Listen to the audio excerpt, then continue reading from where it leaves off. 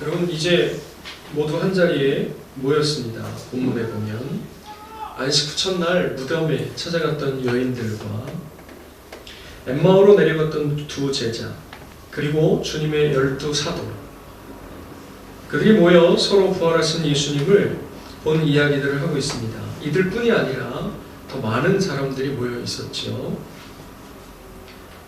이제 예수님께서 살아나셨다고 하는 사실은 여기저기서 많은 사람들이 보았기 때문에 부인할 수 없는 점차 사실로 굳어져 가고 있는 분위기예요. 그러나 여전히 다수의 사람들은 보지 못했고, 그래서 의심할 수밖에 없는 거죠. 그런데 갑자기 그곳에 부활하신 예수님께서 오신 거예요. 이제 직접 본 사람들은 그분의 영인가 이렇게 표현이 되어 있는데, 우리가 좀 더 우리 문화에서 쉽게 이해하려면 이렇게 바꾸면 되겠죠. 그분의 귀신인가 하고 놀라고 무서워하는 거예요. 예수님은 손과 발을 그들에게 보이시면서 생선 한 토막을 드시는 거죠. 그러면서 그들의 의심과 두려운 마음과 놀라움을 진정시키시는 거예요. 예수님 맞구나. 예수님 살아나신 게 확실하구나. 그들은 여전히 놀라고 있어요. 흥분을 감출 수가 없습니다. 그런데 그 앞에서 주님의 손과 발을 보고 또 얼마 전에 십자가에 못 박혀 죽으시기 이전에 그러셨던 것처럼 생선을 드시는 모습을 보고 있는 거죠. 그리고 나서 늘 그러셨던 것처럼 또 엠마오의 두 제자에게 하셨던 것처럼 성경을 설명해 주셨다. 오늘 본문이 그렇게 말씀하고 있습니다. 여기서 주님께서 행하신 일은 뭐냐면, 보통 성경을 설명하시려면 그 당시에는 우리와 같은 책이 아니었을 거니까 이렇게 하지 않았겠지만, 그래도 비슷한 일들을 하여야 되는 거죠. 뭐냐면 성경을 이렇게 펴서 설명을 해주셔야 되는 거예요. 그런데 주님은 성경을 여신 것이 아니라 그들의 마음을 열어서 성경을 깨닫게 했다. 성경이 말씀하고 있습니다. 시작. 이에 그들의 마음을 열어 성경을 깨닫게 하시고. 아멘. 여러분, 성경이 닫혀 있는 것이 아니에요. 한때는 성경이 닫혀 있던 때가 있었습니다. 중세 천년을 가리켜 흔히 암흑기라고 이야기합니다. 여러 방면으로 이야기할 수 있는데, 그 가운데 무엇보다도 그들은 성경을 굳게 닫아버렸어요. 오직 라틴어로 된 성경만을 인정하였고 성경을 번역하는 것 자체를 금해버렸습니다. 그래서 아무나 성경을 읽을 수 없었고, 읽을 수 있었던 사제들도 겨우 라틴어를 겨우 떠듬떠듬 읽을 뿐, 그것을 해석하고 설명한다고 하는 것은 참으로 어려운 일이었어요. 라틴어를 모국어로 사용하는 로마 사람들, 이탈리아 사람들을 제외하고 나머지 프랑스라든지 영국이라든지 독일이라든지 이런 유럽 전역을 로마 교회가 지배하고 있었던 때이기 때문에 라틴어가 나의 나라 말이 아닌 경우에는 그 나라 언어를 유창하게 공부해서 배우지 않는 이상 읽기조차 버거운 거죠. 그러니 해석하고 그것을 설명한다고 하는 것은 참으로 어려운 일이었고, 그 결과로 만들어낸 것이 무엇이냐면 로마 카톨릭 교회에 그렇게도 많은 성상, 즉 조각들과 성화, 그림들이 있는 거예요. 참 잘못된 거죠. 본질이 뭐냐면 말씀을 닫아버린 것이 본질이에요. 그러면 어떻게 하면 돼요? 닫아버린 그 말씀을 열면 되는 거거든요. 그런데 이걸 여는 것은 생각하지도 않고 오히려 다른 것들을 열어놓는 거예요. 그런데 그것은 성경에서 오히려 금한 것들이지요. 그러니까 그 사람들에게 물으면 그 사람들은 성상과 성화들을 숭배하는 것이 아니라고 말합니다. 그러나 객관적인 입장에서 이렇게 밖에서 쭉 쳐다보고 있으면 그 사람들 그 앞에 가서 기도해요. 그 앞에 가서 무릎 꿇는단 말이죠. 그러니까 섬기는 게 아닌 것 같아 보이질 않는 거예요. 성경이 닫혀 있었기 때문입니다. 그것도 참 우스운 게, 여러분 구약 성경은 히브리어로 기록되어 있고 신약 성경은 거의 대부분이 헬라어고 그 다음에 아람어로 기록된 부분이 있어요. 라틴어로 기록된 것이 원래 아니란 말이죠. 그런데 라틴어로 번역을 해놓고 그것을 잠궈버린 거예요. 우스운 일이잖아요. 번역을 못하게 하는 거예요. 그러나 오늘 우리 시대는 성경이 더 이상 닫혀있는 시대가 아닙니다. 그 어느 때보다도 성경이 활짝 열려 있어요. 우리나라는 더욱 그렇습니다. 글을 모르는 사람이 없어요. 성경이 열렸다고 해도 내 눈이 닫혀 있으면 지난주 말씀과 같이 볼 수가 없어요. 그러나 우리나라 사람들은 거의 글을 모르는 사람이 없습니다. 번역본도 몇 가지나 돼요. 개역 성경에서 개정되었습니다. 그리고 새 번역도 있고 쉬운 성경도 있고 캐톨릭하고 같이 번역한 공동 번역도 있고 그런 것도 보기에 어려우면 NIV 영어 성경을 볼 수도 있고 ESV, NASB, 그런데 심지어 어떤 사람들은 KJV, 옛날에 라틴어를 로마 카톨릭에서 굳게 그것만 보아야 된다고 잠궈놓은 것처럼 요즘 시대에는 KJV 성경만 봐야 된다고 하는 사람들이 있어요. 이럴 때 여러분이 다 이렇게 화들짝 놀라야 되는데 모두 다 담담하시네요. 정말 우스운 일이라고 할 수가 있습니다. 왜 KJV? 물론 성경 전체를 번역함에 있어서 어떤 의도를 가지고 악한 의도를 가지고 번역한 일이 없다 말할 수는 없겠지요. 그러니까 그 교회에서 지정해준 범위 안에서 참고해 가면서 성경을 보면 크게 문제 없다는 거예요. 또 요즘에는 메시지 성경이라고 하는 것이 나와가지고 더 이렇게 쉽게 읽을 수 있게 한 것 같아요. 또 그런 성경을 풀어서 해석해 놓은 책들이 얼마나 많은지 알 수 없어요. 출판되어 나오는 책들을 다 따라가지 못할 수준의 그렇게 많이 책이 출판이 되고 있습니다. 그러니 성경이 어려운 것이 아니고 그래서 깨닫지 못하는 것이 아닌 거예요. 한번 따라하겠습니다. 성경이 어려워서 깨닫지 못하는 것이 아닙니다. 여러분 더 이상 성경이 어려워서 깨닫지 못한다고 말할 수가 없어요. 눈이 가려지고 마음이 닫혀있기 때문에 그런 것입니다. 지난주에 눈이 가려진 것에 대해서 말씀을 드렸어요. 오늘은 마음이 닫혀있는 것, 그것에 대해서 이야기해보려고 합니다. 사실은 두 개 같은 의미이고 같은 것을 말하는 거예요. 그러나 지난주에 말씀한 것에서 오늘은 조금 다르게 마음에다 집중해서 함께 말씀을 나누어 보려고 합니다. 여기 마음이 닫혀있다고 하는 것은 그들의 마음이 굳어져 있다는 거예요. 돌같이 딱딱해져 있다는 것이죠. 대리석처럼 조금도 스며들어갈 수 없고 조금도 파고 들어갈 수 없고 조금도 틈이 보이지 않는다고 하는 것을 이야기하는 거예요. 성경에서는 이것을 마음이 완고하고 완악한 것이라고 이야기하고 있습니다. 우리 지금 출애굽기를 다시 읽기 시작했는데 거기 바로의 마음이 완강하다, 하나님께서 그의 마음을 완악하게 하셨다 하는 이 말들이 옛날 개역 성경에서는 강팍하다 라고 하는 말로 쓰여져 있고 에스겔 본문에서는 이게 돌과 같은 마음, 딱딱한 마음이라고 표현하고 있는 것이지요. 누가복음 본문에서는 마음이 돌짝밭 같은 것이고 길가와 같은 거예요. 길가는 씨를 뿌려도 그 씨가 그 단단한 길가 밭이 아니죠. 그 단단해져 버린 흙을 뚫고 뿌리를 내릴 수가 없는 거예요. 말씀을 들으러 나왔지만 마음이 굳게 닫혀져 있는 것이지요. 말씀이 선포되고 있지만 하나도 그 마음밭에 심겨지지 못합니다. 그저 다 튕겨져 나갈 뿐입니다.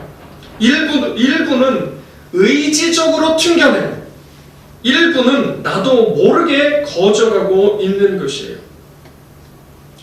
그렇게 신앙생활을 하니 10년도 20년도 아무 소용이 없습니다. 열매가 맺어질 수가 없는 거예요.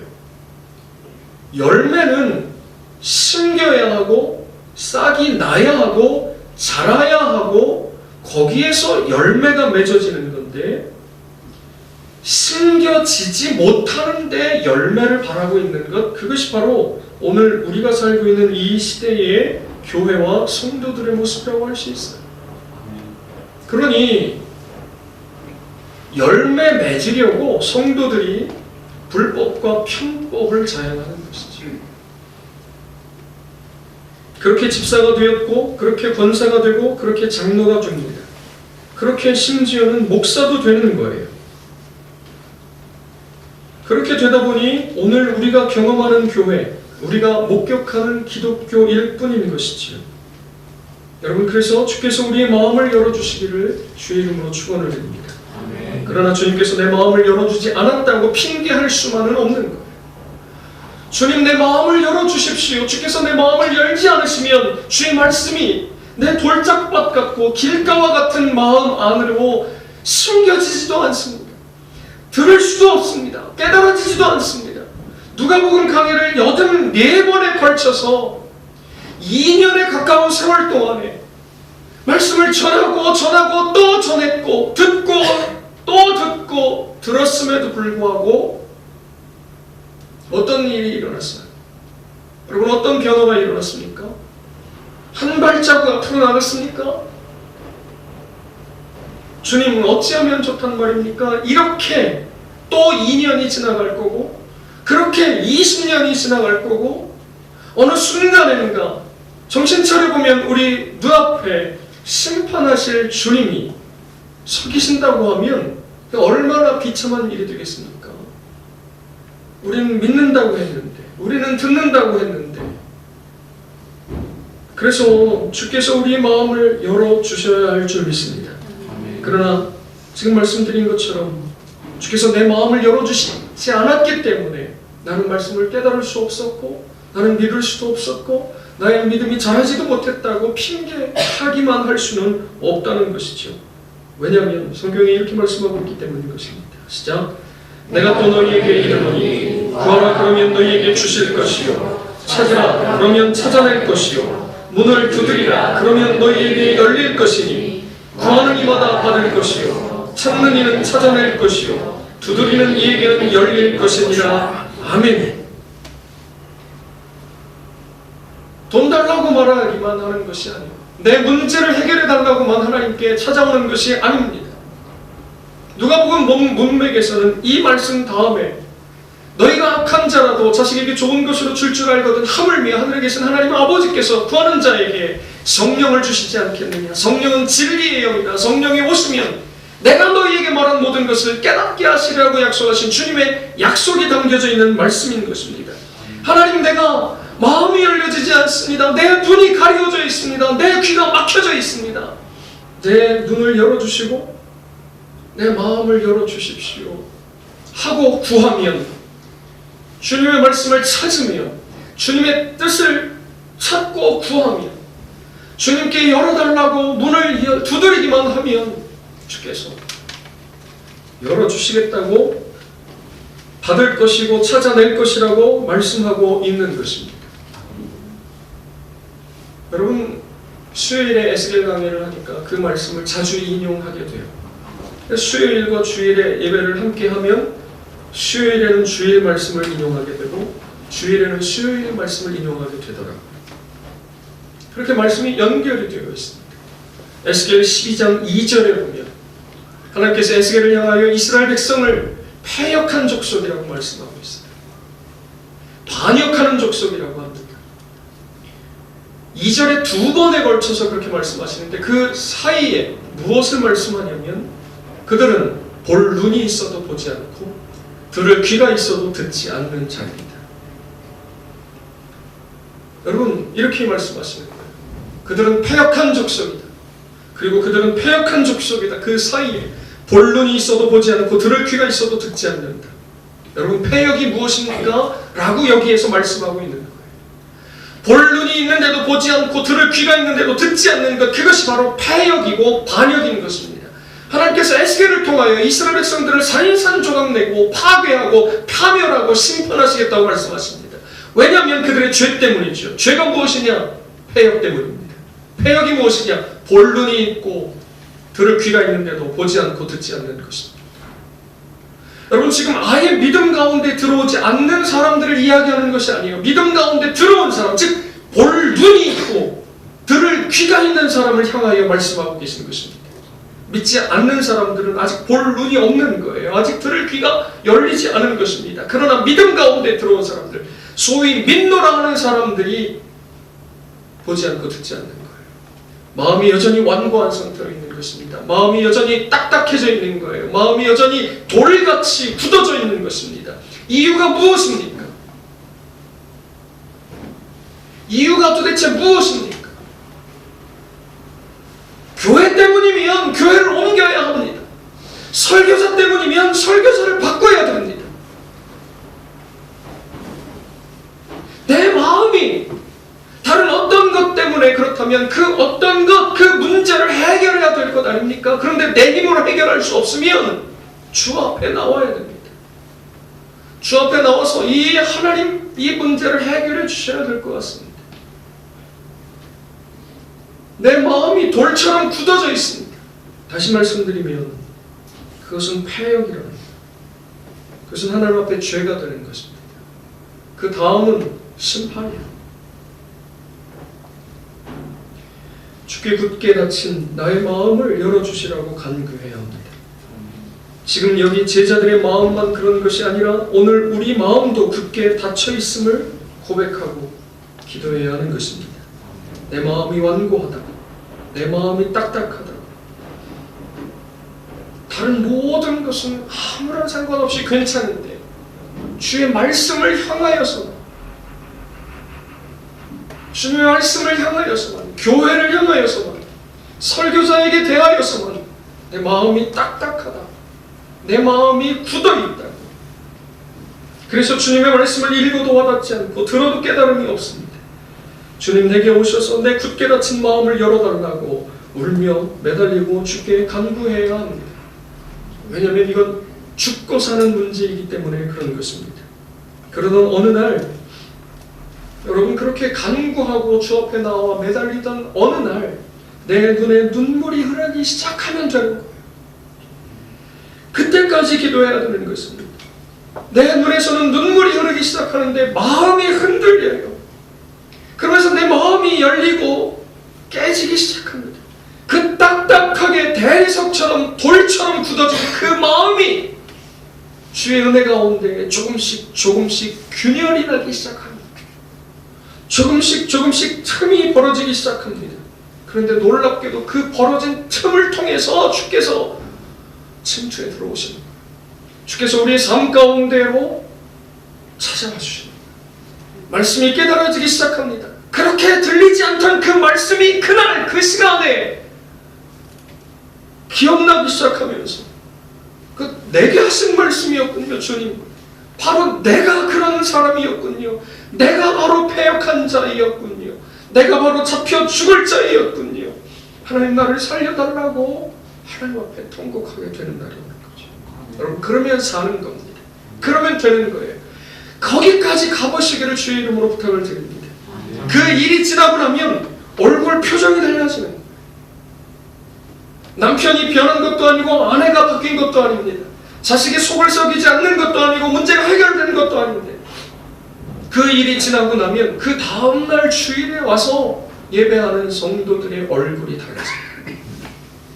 마치 시내산에 올라가 하나님을 배웠고 내려올 때 모세의 얼굴이 환하게 빛났던 것처럼 그 사람의 얼굴에서 빛이 납니다. 왜요? 똑같이 모세와 똑같이 주를 만났기 때문에. 여러분, 그러면 화장할 필요가 없습니다.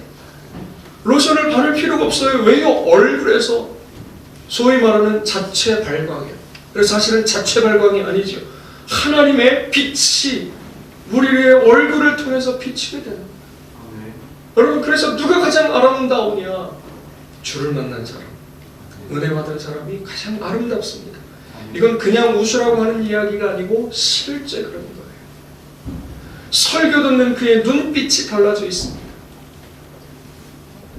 여러분, 그 사람 때문에 설교해요. 거기 앉아서 청중이 100명이 되고 200명이 되고 수천 명이 된다 할지라도 거기 앉아서 내게 하시는 주의 음성으로 들으며 훌쩍훌쩍 눈물을 훔치는 그 성도가 바로 주의 말씀을 듣는 자이기 때문에 그를 보고 설교하는 것이죠. 그러면서 하는 것입니다. 그렇게 주님과 동행하는 것입니다. 여러분, 그런 놀라운 주의 은혜가 있으시기를 주의 이름으로 축원드립니다. 그렇게 그들의 마음을 열어서 설명하신 성경은 모세의 율법과 선지자의 글과 시편입니다. 시작. 또 이르시되 내가 너희와 함께 있을 때 너희에게 말한 바 곧 모세의 율법과 선지자의 글과 시편에 나를 가리켜 기록된 모든 것이 이루어져야 하리라 한 말이 이것이다 하시고 아멘. 여기 모세의 율법과 선지자의 글과 시편은 구약 성경을 말하는 거예요. 복음서에 혹은 다른 부분에서 이 세 개의 용어에서 한두 개가 가끔 빠질 때도 있습니다. 그러나 그것은 빠졌다 그래서 꼭 그것만 얘기하는 것이 아니라 구약 성경 전체를 가리킨다고 보시면 돼요. 구약 성경은 예수님을 말씀하고 있다, 이렇게 말씀하고 있는 거예요. 오늘 말씀의 상당 부분이 지난주 설교와 겹칩니다. 그럼에도 불구하고 잘 들어주시길 바랍니다. 그래서 여러분, 구약을 읽어가는 데 있어서 신약의 역할은 뭐냐? 사용설명서예요. 신약은 구약의 사용설명서. 한번 따라하겠습니다. 신약은 구약의 사용설명서입니다. 예수님도 구약을 갖고 말씀하시는 거고 사도 바울도 구약을 가지고 이야기하는 거예요. 그런데 우리는 그분들이 그렇게 구약을 해설하고 설명해 놓은 신약 성경을 함께 들고 있어요. 어떤 사람은 신약만을 강조하고 어떤 사람은 구약만을 강조하고, 그러나 모두 다 그렇게 올바른 것은 아니에요. 우리는 신약과 구약을 똑같이 균형 있게 들고 있어야 합니다. 그런데 그럼에도 불구하고 신약은 구약을 읽어 나가는 데 있어서의 지침이라고 할 수가 있어요. 구약을 읽다 보면 더 지나치게 해석할 수도 있습니다.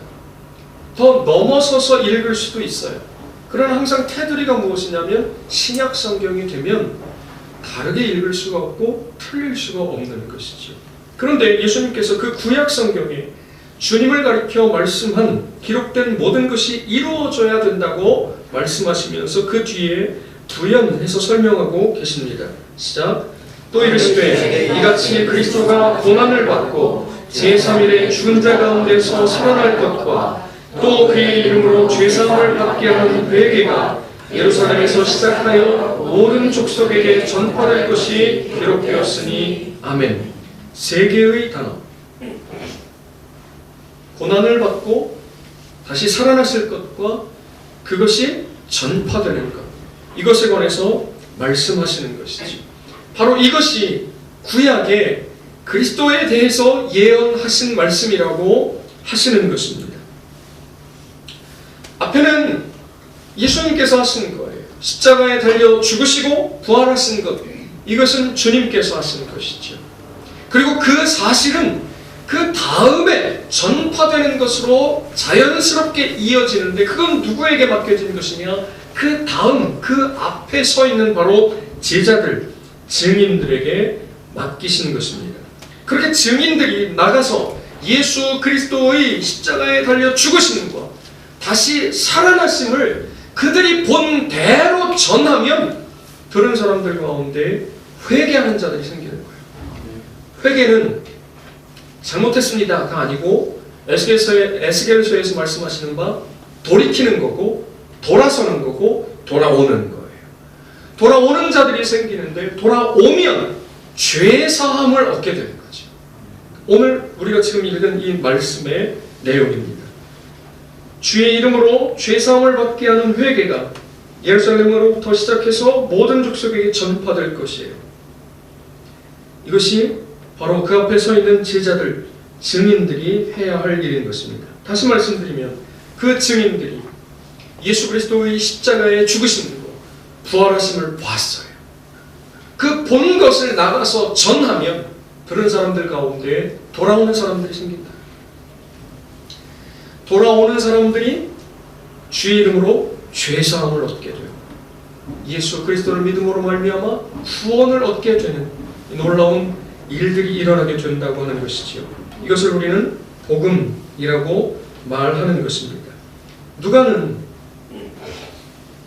누가복음을 시작하면서 이렇게 시작했어요. 시작. 우리 중에 이루어진 사실에 대하여 처음부터 목격자와 말씀에 일꾼된 자들이 전하여 준 그대로 내 벽을 저술하려고 붓을 든 사람이 많은지라. 누가 붓을 들었습니까? 누가가 들었죠. 많은 사람들이 붓을 들었고 그 중에 누가도 붓을 든 거예요. 처음부터 목격자와 말씀에 일꾼된 자들이 전하여 준 그대로. 이걸 지금 오늘 우리가 읽은 본문에서는 뭐라고 말하는 거예요? 증인들, 이렇게 되는 거죠. 본문에 나오는 바로 이 사람들, 이 증인들이 전하여 준 것, 그것이 바로 그들이 처음부터 보고 들은 목격자들인 것입니다. 그래서 이 복음은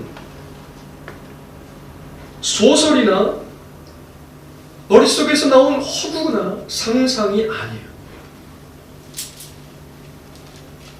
이 복음은 함께 먹고 함께 마시고 그 앞에 앉아서 그 말씀하시는 음성을 직접 듣고 그 곁에서 그분이 행하시는 모든 기이하고 놀라운 일들을 직접 본 사람들이, 그 제자들이 때로는 실수했어요. 때로는 실패했습니다. 그럼에도 불구하고 주님이 말씀하시는 대로 따라다녔던 그 증인들이 전하여 준 것, 그것이 바로 복음인 것이죠. 여러분, 십자가에 죽으셨다가 다시 살아나신 이 이야기만 봤을 때는 신화와 같아요. 신화. 그죠? 신화 같아요. 그런데 이것이 신화가 아닐 수 있는 것은 그 곁에서 처음부터 목격한 증인들이 전하여 준 것을 받아서 기록한 거예요. 그렇다고 말씀하고 있는 것이죠. 뿐만 아니라 하늘로 올라가신 예수님께서 보내신 성령께서 이 일의 증인이십니다. 그래서 주님께서는 이제 너희들이 증인이니까 가라! 이렇게 말씀하지 않으시고 기다려라. 이렇게 말씀하셔요. 왜 그러냐면 그 다음 약속이 주어져 있기 때문에 그런 것입니다. 시작. 너희는 이 모든 일의 증인이다. 올지어다 내가 내 아버지께서 약속하신 것을 너희에게 보내리니 너희는 위로부터 능력으로 입혀질 때까지 이 성에 머물라 하시니라. 아멘. 부활하신 주께서 이제 하늘로 올라가실 텐데, 하늘로 올라가신 다음에는 아버지께서 약속하신 것, 그것이 무엇이냐면 성령이요. 성령을 보내신다는 거예요. 그러면 성령이 그들에게 내려오시는데, 그러면 그들이 능력을 얻게 되는 거예요. 여러분, 이거 어디서 많이 들어봤지요?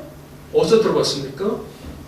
누가복음 2편 사도행전 1장에 나오지요?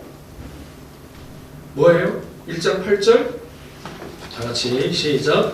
오직 성령이 너희에게 임하시며 너희가 권능을 받고 예루살렘과 온 유대와 사마리아와 땅끝까지 이르러 내 증인이 되리라 하시니라. 아멘. 똑같은 말씀이에요. 권능이라고 되어 있지만 능력이랑 같은 말씀이죠. 성령을 아버지께서 약속하시는 거예요. 언제 오시냐? 예수님께서 이를 다 마치시고 하늘로 올라가시면 예수께서 아버지로부터 받아서 제자들에게 보내시는 거예요. 그러면 제자들이 기다리고 있어야 돼요. 섣불리 나가지 말라는 거지. 그러면 큰 코 다치게 되는 거예요. 이전처럼. 그러니까 기다리고 있으라는 거예요. 그리고 그 성령께서 내려오시면 그들에게 능력이 되시는데, 여러분 어떤 능력입니까? 이렇게 하면 손끝에서 불이 나가는 능력이 아니에요. 입에서 불이 나가는 능력이 아닙니다. 어떤 능력이에요? 증인의 능력. 이걸 좀 더 말 되게 바꾸면 능력 있는 증인이 되는 거예요. 능력 있는 증인. 다르게 표현하면 효력 있는 증인이 되는 거예요. 부활하신 주님께서 올라가셔서 성령을 보내어 주시면 그들이 연약하여서 할 수 없는 그것을 하게 하시는 거죠. 예수님 부활하시는 것 봤는데도 그들에게 변화는 일어나지 않아요. 기쁨이 가득한 것밖에 없는 거예요. 여전히 숨어 있을 수밖에 없어요. 섣불리 나가면 잡혀 죽게 되는 거니까. 여전히 두려움이 있는 것입니다. 그들은 변함없이 인간이에요. 연약한 존재들입니다. 더구나 중요한 것은 이제 예수님도 더 이상 그들과 함께하고 계시지 않는 거죠. 그러니 그들만 덩그러니 남겨두시고 예수님께서 올라가 버리시면 주님께서 기대하셨던 일들이 일어나기가 어려운 거예요. 일어난다 한들 그 개개인의 사람이 능력 있는 것이 돼버리는 거예요. 그러면 하나님께 영광이 돌아가는 것이 아니라 그 개개인의 이름이 높아질 수밖에 없는 거죠. 그러니 그들은 여전히 연약한 것이고 여전히 두려워하고 있는 것이고 여전히 숨어 있는 거예요. 그런 그들에게 성령이 오시는 거죠. 그리고 그들이 변화되는 것입니다. 지금 말씀드린 대로 연약하여 할 수 없는 그것을 성령이 오시면 제자들이 비로소 이 복음을 전파하는 능력 있는 증인의 삶을 감당하게 되는 것입니다. 또한 성령은 아까 말씀드린 대로 진리의 영이십니다. 그래서 전달 과정에서 있을지 모르는 모든 오류들로부터 그들을 지키시고 보호하시는 거예요. 그들이 두려워서 말씀을 왜곡하는 것 아닌가? 혹은 너무 흥분해가지고 더 지나치게 말씀을 전달하는 것 아닌가? 이런 모든 상황에 성령께서 그들을 붙들고 너희가 붙잡혀갔을 때 무슨 말을 할지 걱정하지 말고 염려하지 말고 준비하지 마라. 성령께서 그날에 그때에 그 입에서 너희가 무슨 말을 해야 할지 기억나게 하시리라. 성령께서 그들을 붙들고 그들과 함께 역사하시면서 바로 이 복음, 예수 그리스도의 십자가의 죽으심과 다시 살아나신 이 사건을 예루살렘에서부터 시작해서 모든 족속에게 전파되도록 하시는 것이지요. 그리고 그렇게 제자들을 통해서 일하신 성령의 증거가 지금 계속 말씀드리는 대로 누가복음 2편인 사도행전에서 이어지는 것이고, 그 사도행전의 내용은 성령께서 그 제자들과 함께 이 복음의 전파를, 증인의 모습을 보여주는 말씀이라고 할 수가 있습니다.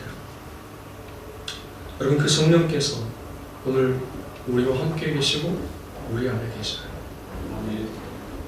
다만 우리가 은혜를 받고 은혜를 사모하는데 이유가 뭐냐, 목적이 뭐냐. 제자들이 주님께서 기다리라고 하셨어요. 기다리고 있는 거예요. 기다리면서 기도하는 거죠. 왜 기다리면서 기도하는 거예요? 하늘로부터 능력이 입혀질 때까지, 하늘로부터 성령이 약속하신 그분이 오실 때까지. 그런데 그 은혜가 임하면 도대체 뭐가 되는데요? 내가 잘 되는 거예요? 내 자식이 합격하는 겁니까?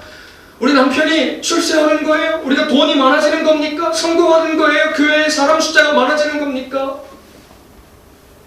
무엇 때문에 은혜를 기대하고 무엇 때문에 은혜를 사모하고 바라고 기다리냐, 이런 얘기예요. 오늘 우리에게 하시는 질문입니다. 왜 우리는 말씀을 공부하는 거고, 왜 우리는 깨닫게 되어야 하는 거고, 왜 우리는 마음이 열려져야 되는 거고, 왜 우리의 가려진 눈이 뜨여져야 하는 겁니까? 왜 우리는 은혜를 받아야 되느냐 이런 얘기예요. 물론 전혀 아니다, 그런 건 전혀 다 쓸모가 없다 라고 말씀드리는 게 아니에요. 몸이 아픈 사람들이 낫기도 하여야죠. 하나님의 약속입니다.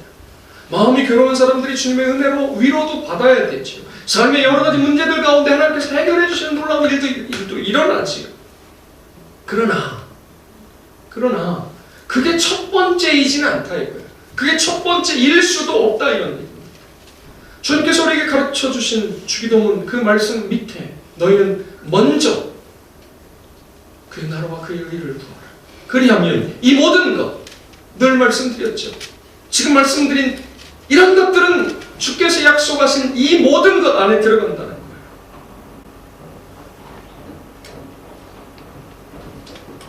요즘에 코로나 바이러스 때문에 마트 같은 데도 사람들이 잘 안 가나 봐요. 그죠?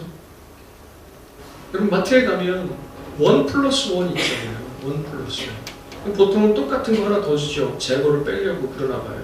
뭐 예를 들어서 이거 사는데 하나 더 주는 거죠.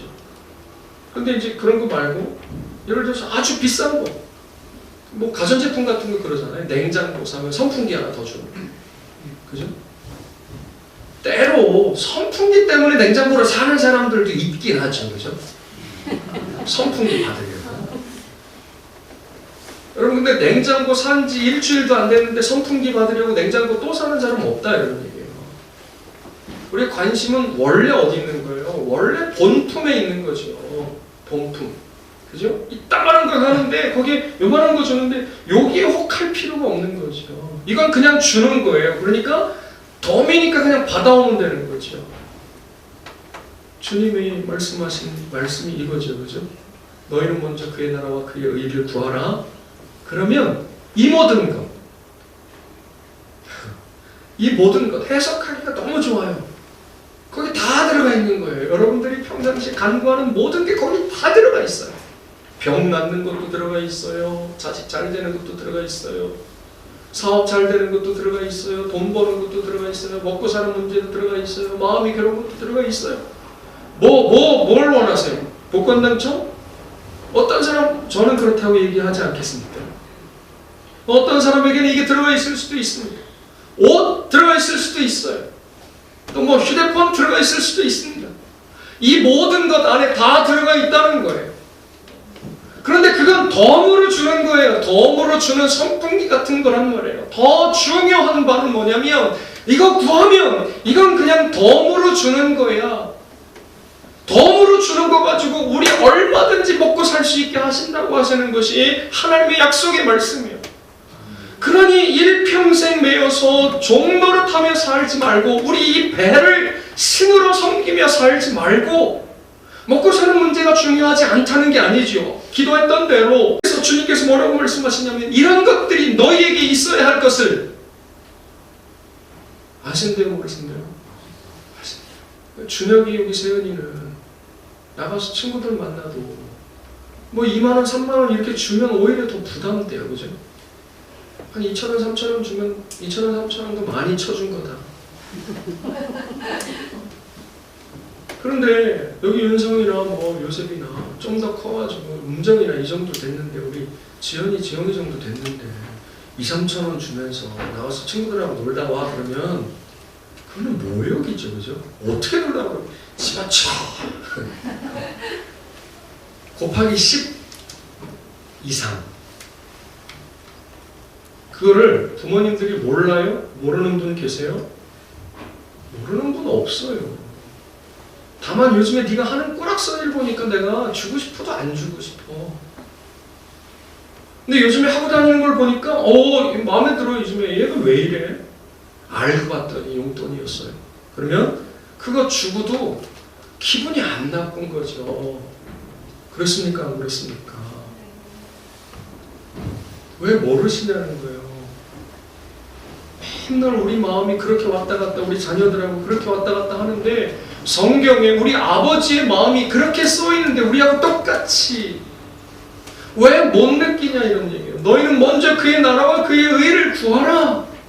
그러면 이 모든 것 너 살아가는데 필요한 거 있어야 되는 거 아신다 이렇게 말씀하셨는데 이 아신다의 의미가 뭐라고 그랬어요?